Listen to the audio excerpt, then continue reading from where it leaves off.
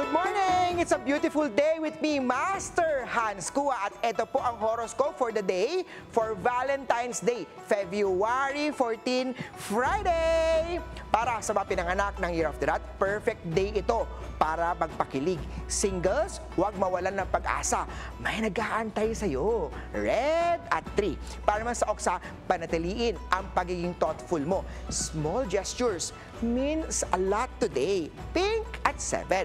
Sa Tiger naman ang tapang mo sa pagpapahayag ng feelings ang magdadala ng kilig na vibes. Gold at 1. Sa Rabbit naman tayo, ang quality time ang magpapagandang regalo sa loved ones mo.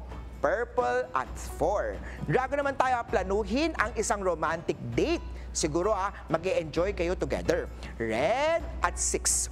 Sa Year of the Stick naman surprise your partner sa isang thoughtful na gift. Hindi kailangan magarbo o mahal.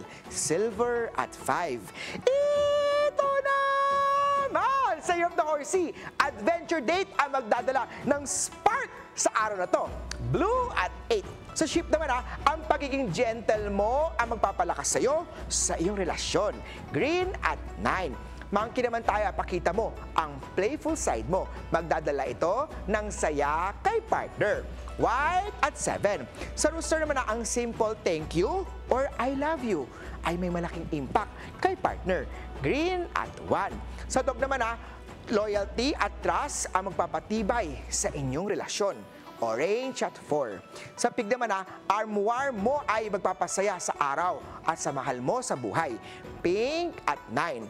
Paalala lang, ito po'y patnubay lamang. Ang tunay na swerte ay nagsisimula sa pagiging totoo. Ako po, si Master Hans Kua.